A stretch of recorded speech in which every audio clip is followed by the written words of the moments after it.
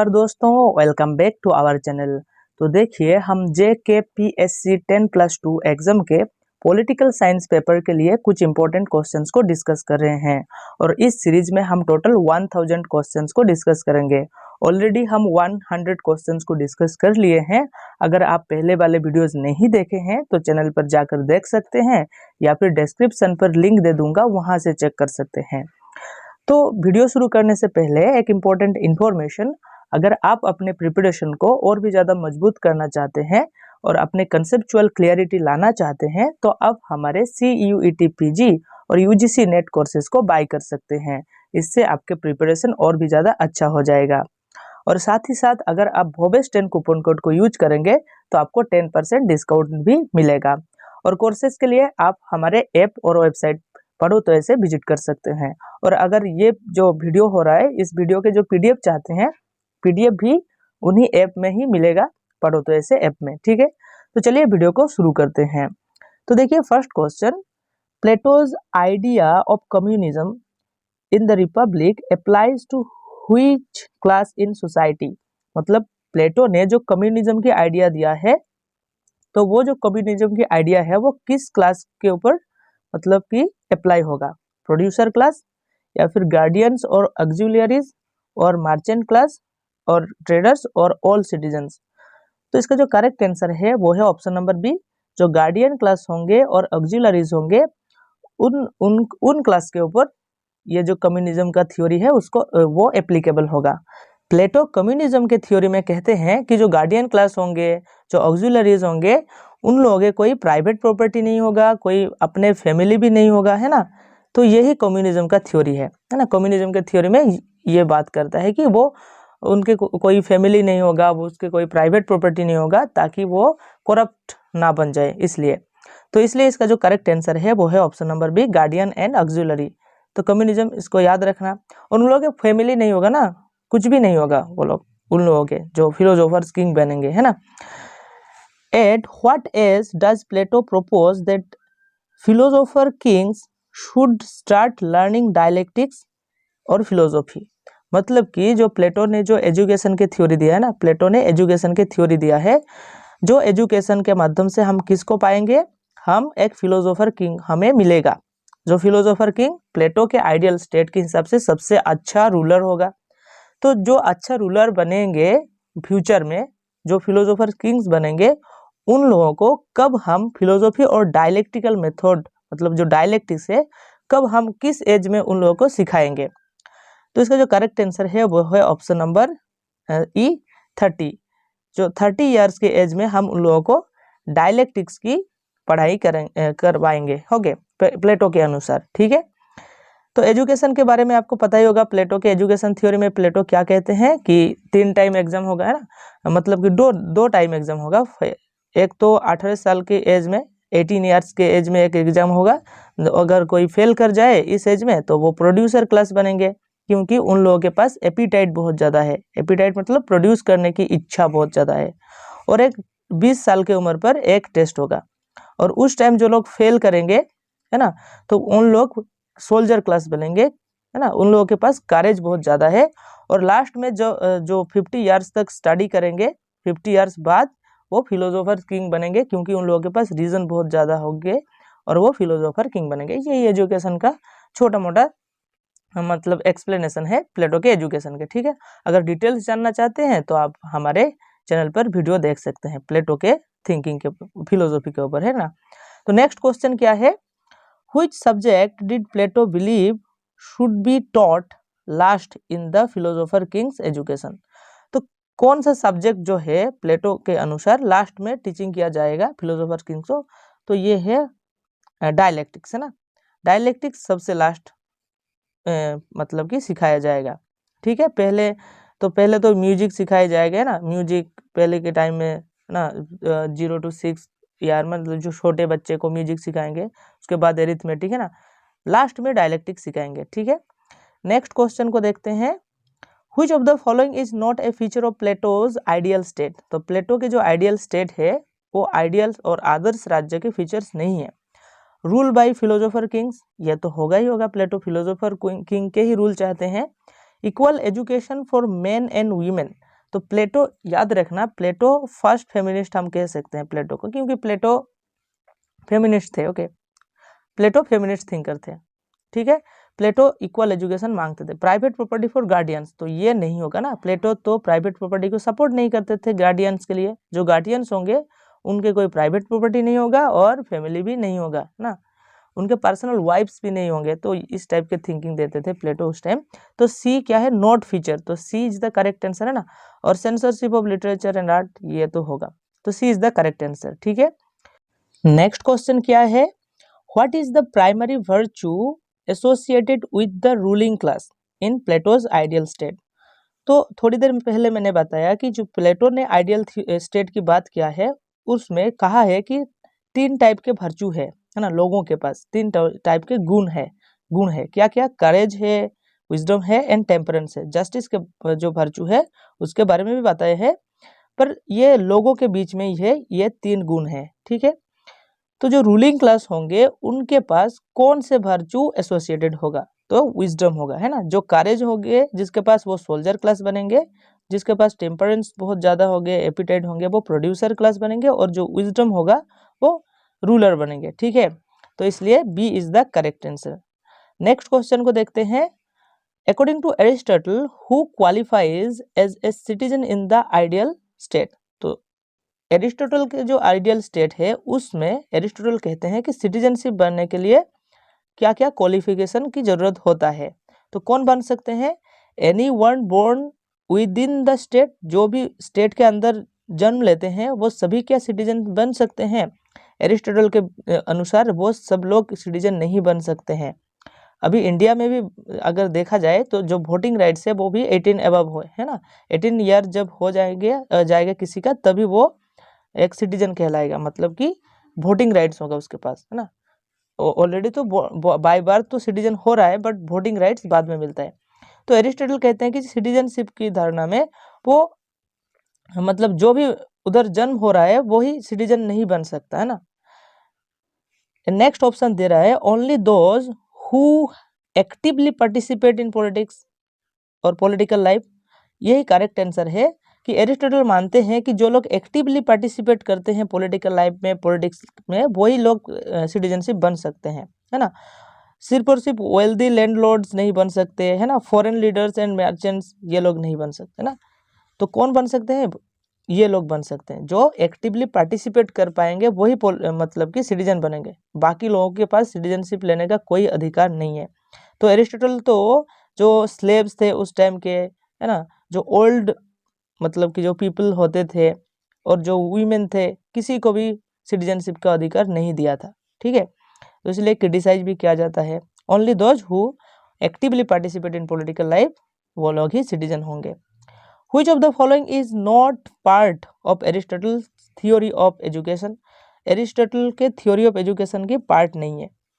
तो teaching moral virtues, मतलब कि मोरल वर्च्यू की टीचिंग, डेवलपिंग इंटेलेक्चुअल रीजनिंग, मतलब रीजनिंग को डेवलप करना, इंटेलेक्चुअल रीजनिंग को, encouraging active citizenship, active citizenship को मतलब एनकरेज करना, एक्टिव सिटीजनशिप बनाना एजुकेशन के माध्यम से, प्रोमोट एब्सोल्यूट मोनार्की। तो डी नहीं होगा, है ना। एब्सोल्यूट मोनार्की प्रोमोट नहीं करना चाहते थे एरिस्टोटल। एरिस्टोटल सपोर्ट करते थे किसको, बेस्ट फॉर्म्स ऑफ गवर्नमेंट, कल ही बताया पॉलिटी, है ना। Polity is the best forms of government, mixed government Aristotle support करते थे। तो नॉट बोला है, इसलिए D is the correct answer. Monarchy को, एब्सोल्यूट मोनार्की को प्रमोट करने की बात नहीं करता था। नेक्स्ट क्वेश्चन क्या है, what are the 4 causes in Aristotle's philosophy. तो एरिस्टोटल 4 कॉजेज थ्योरी दिया है, उसमें कौन सा कॉज एरिस्टोटल बताए हैं, क्या क्या 4 कॉजेज है, मेटेरियल, फॉर्मल, एफिशिएंट और एंड फाइनल, या फिर physical, mental, spiritual and emotional, cause, effect, action and reaction, या फिर natural, artificial, divine and human. तो इसका जो करेक्ट आंसर है वो है option number A, material, formal, efficient and final cause. Material cause, formal cause, efficient cause and final cause, ठीक है। मेटेरियल कॉज मतलब जो फिजिकल सब्सटेंस है हमारे, है ना, समथिंग इज मेड ऑफ, जो फिजिकल सब्सटेंस से बने हुए हैं। फॉर्मल कॉज मतलब डिजाइन और फॉर्म्स, है ना, that gives something its structure, हमारे जो फॉर्म बनते हैं। और एफिशिएंट कॉज मतलब प्रोसेस और agent that brings something into being. And final cause मतलब purpose and goal of something. Next question को देखते हैं, which philosopher is more associated with the inductive method.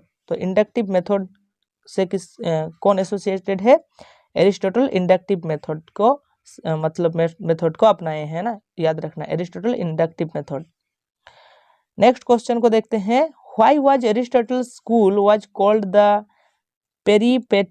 Peripatetic school. Peripatetic school मतलब वो school जहाँ पर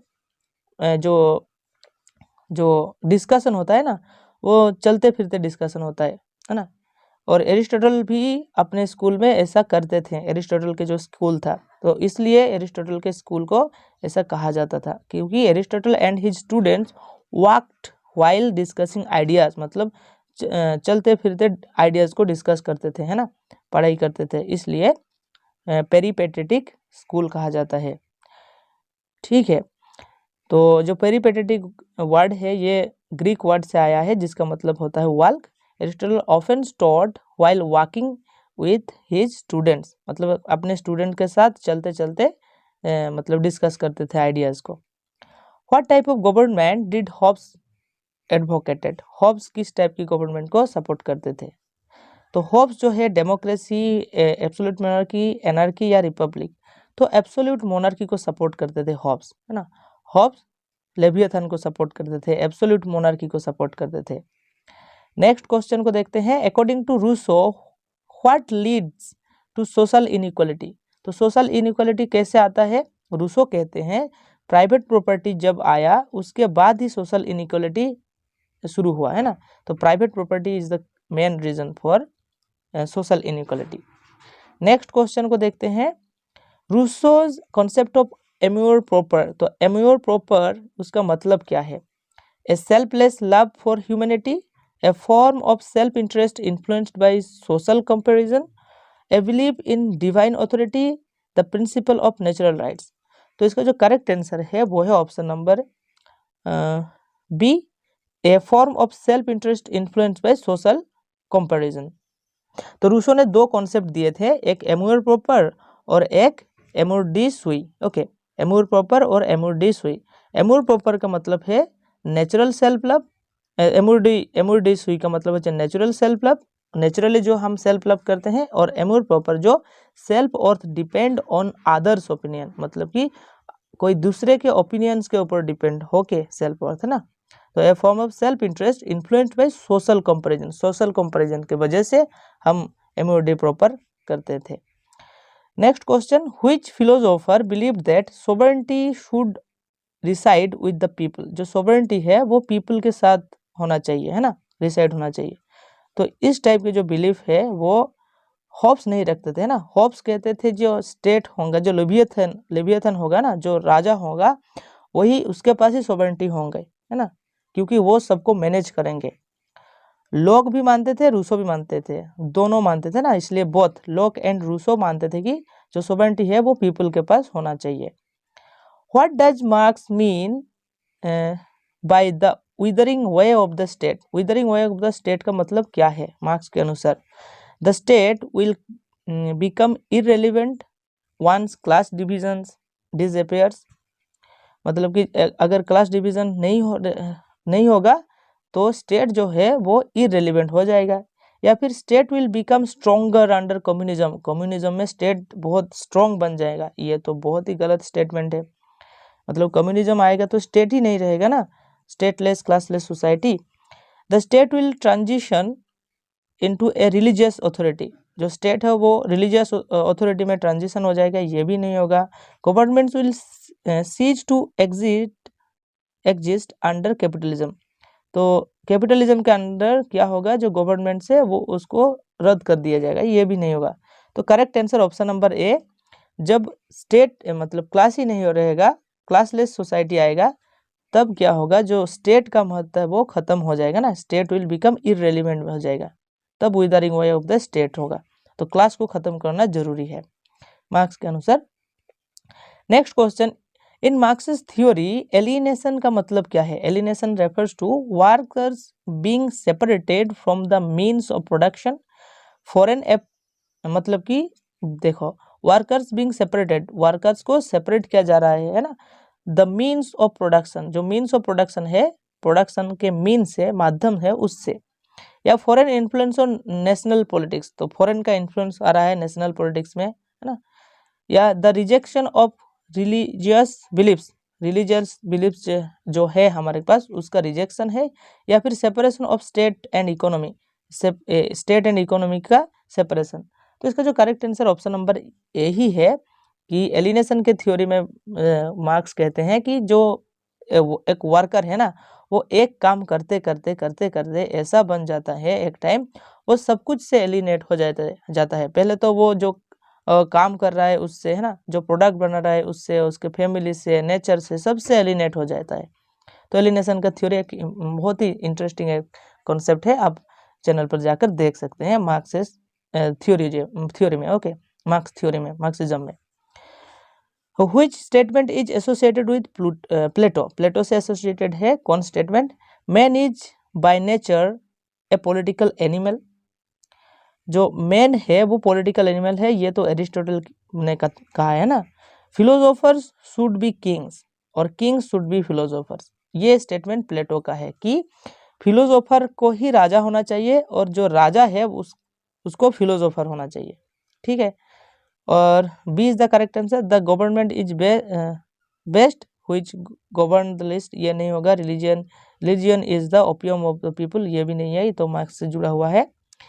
next question को देखते हैं, which of the following statements represent, अच्छा एक क्वेश्चन है, आप लोग ये दोनों स्टेटमेंट जो है ना, the government is best which govern least, ये स्टेटमेंट किसका है कमेंट करके बताइए। और religion is the opium of the people, ये स्टेटमेंट किसका है, ये कमेंट करके बताइए, ठीक है। Next question, which of the following statements represents Hobbes view, तो हॉब्स के व्यू रिप्रेजेंट करता है। Government must be based on consent, तो हॉब्स ऐसे नहीं मानते थे, गवर्नमेंट जो कंसेंट से नहीं। Man is born free but everywhere he is in chain, ये तो रूसो का स्टेटमेंट है।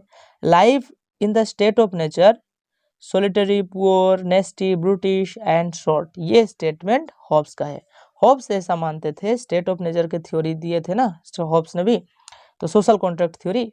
तो स्टेट ऑफ नेचर में क्या है, स्टेट ऑफ नेचर कैसा था, जो स्टेट ऑफ नेचर में लोग रहते थे वो बहुत ही ज़्यादा सोलिटरी थे, पुअर थे, नेस्टी थे, ब्रूटिश थे, शॉर्ट थे, है ना, बहुत ही मतलब वार अगेंस्ट ऑल, मतलब अपने सब लोग वार में डूबे रहते थे, ठीक है। The government that governs least, ये तो बताइए, कमेंट करना, ठीक है। दो C is the correct answer. Next question को देखते हैं, which of the following is not a feature of Hobbes social contract, तो हॉब्स सोशल कॉन्ट्रैक्ट के फीचर नहीं है। The state of nature is a state of war, ये तो सही है, स्टेट ऑफ नेचर में वार ही हो रहा था, स्टेट ऑफ वार था। People have an absolute right to overthrow the government, तो ये नहीं है कि पीपल के पास एब्सोल्यूट राइट नहीं है गवर्नमेंट को ओवरथ्रो करने की, हॉब्स के अनुसार। A strong central authority is necessary to prevent chaos, हाँ ये सपोर्ट करते थे कि एक स्ट्रॉन्ग सेंट्रल अथॉरिटी होना चाहिए, जो वार हो रहा है ना, ये जो केओस चल रहा है उसको प्रिवेंट करने के लिए। और the ruler must have absolute power, और रूलर के पास इसलिए एब्सोल्यूट पावर होना चाहिए।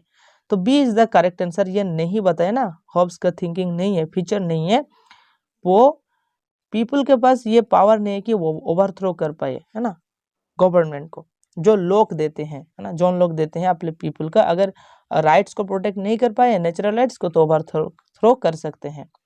Next question, which of the following is not a work written by Hegel, Hegel का बुक नहीं है, कौन सा? फिनोमेनोलॉजी ऑफ स्पिरिट हेगल की बुक है। Elements of Peloponnesian War, Philosophy of Right, ये भी हेगल की बुक है। कम्युनिस्ट मैनिफेस्टो तो नहीं है ना, communist manifesto Marx and Engel की है ना, तो ये नहीं होगा, not, C is the correct answer. Science of logic, ये भी हेगल की बुक है, ये बाकी जो बुक्स है इसको याद रख लेना। Which of the following is not a feature of Marxist theory, तो मार्क्सिस्ट थ्योरी का फीचर नहीं है। Class struggle derives historical change, the state is a neutral entity serving all classes, the proletariat should overthrow the bourgeoisie, और capitalism contains contradictions that will lead to its downfall. तो इसका जो correct answer वो है option number B, the state is a neutral entity serving all classes. ऐसा Marxism नहीं मानता था, है ना। मार्क्स मानते थे कि जो स्टेट है वो किसका है, जो रूलिंग क्लास का, है ना, एक टूल है। तो यही आंसर है ऑप्शन नंबर बी। बाकी को अगर एक्सप्लेन किया जाए तो अगर इसको हम एक्सप्लेन करें तो देखो, जो class struggle derives historical change, तो क्लास स्ट्रगल से ही हिस्टोरिकल चेंजेस हुआ है। जैसे फ्यूडल टाइम में एक अलग क्लास स्ट्रगल चल रहा था, कैपिटलिज्म में एक अलग क्लास स्ट्रगल, है ना, वैसे ही धीरे धीरे प्रोलेटारिएट, डिक्टेटरशिप ऑफ द प्रोलेटारिएट आएगा, वो मार्क्सिज्म पढ़ेंगे तो पता चल जाएगा। तो नेक्स्ट क्वेश्चन को देखते हैं। तो next question, which of the following is not a term used by marks. तो मार्क्स ने यूज नहीं किया है। एलिनेशन का कॉन्सेप्ट दिया है, सरप्लस वैल्यू का कॉन्सेप्ट दिया है, हिस्टोरिकल मटेरियलिज्म का दिया है, बट वेल ऑफ इग्नोरेंस की बात नहीं किया है ना। वेल ऑफ इग्नोरेंस किसकी है, रोल्स की है ना, जॉन रोल्स की है। नेक्स्ट क्वेश्चन को देखते हैं, which of the following is not a book written by Rousseau. तो रूसो का बुक नहीं है। सोशल कॉन्ट्रैक्ट है, इमाइल है, discourse on the origin of inequality ये भी है। क्रिटिक ऑफ प्योर रिलीजन ये नहीं है। क्रिटिक ऑफ प्योर रिलीजन किसकी है, ये कांट की बुक है ना, Immanuel Kant. Which of the following statement is not true about Locke's concepts of tacit consent. तो टेसिट कंसेंट के बारे में बताया है, कौन सा नहीं है ना, not true. Tacit consent applies to individuals living in a govern society. तो जब हम किसी सोसाइटी के अंदर रहते हैं तो टेसिट कंसेंट हम दे देते हैं, ये है associated. People can withdraw their tacit consent by leaving the country. Tacit consent means people must always obey the government even if it violates their rights. या फिर tacit consent is different from explicit consent. तो ये होगा, नहीं बताया है ना, नहीं बताया तो C is the correct answer. क्योंकि तो देखिए, जो टेसिट कंसेंट है ना, हम तब तक देंगे जब तक गवर्नमेंट हमारे जो राइट्स है उसको प्रोटेक्ट करेंगे लॉ के अनुसार। अगर हमारे राइट्स प्रोटेक्ट नहीं कर पाए तो हम उस गवर्नमेंट को क्यों माने, है ना। यही टेसिट कंसेंट है। टेसिट कंसेंट मतलब हम अगर किसी सोसाइटी में रह रहे हैं कोई स्टेट के अंदर, तो हम इनडायरेक्टली उस स्टेट को अपने कंसेंट दिए हैं कि हाँ, है ना, उनके बात मानेंगे। पर वो अगर हमारे राइट्स को ही प्रोटेक्ट नहीं कर पाए, है ना, राइट्स को प्रोटेक्ट नहीं कर पा रहा है, तो लोग कहते हैं कि उस गवर्नमेंट को हम नहीं मानेंगे। तो C is the correct answer, ठीक है, not feature. Next question, which phrase associated with Plato's Academy. तो एकेडमी से कौन से मतलब फ्रेज जुड़ा हुआ है, the unexamined life is not worth living, let no one ignorant of geometry enter here. तो यही है correct answer B, option number B. जो प्लेटो के जो एकेडमी था, एकेडमी का नाम, एकेडमी प्लेटो के स्कूल के नाम है ना, प्लेटो ने एक स्कूल बनाए थे उसका नाम था एकेडमी। तो उसमें लिखा हुआ था कि let no one ignorant of geometry, जिसको जियोमेट्री नहीं आता है उसको एंटर नहीं दिया जाएगा यहाँ पर, है ना। तो इसके साथ ही क्वेश्चन खत्म होता है। बाकी के क्वेश्चन नेक्स्ट वीडियो में डिस्कस करेंगे। तो अगर वीडियो अच्छा लग रहा है तो एक लाइक एंड कमेंट कर दीजिएगा और चैनल को सब्सक्राइब कर दीजिएगा फॉर मोर वीडियोस। एंड जो अगर पीडीएफ चाहते हैं तो आप हमारे ऐप पर जा सकते हैं, पढ़ो तो ऐसे ऐप पर।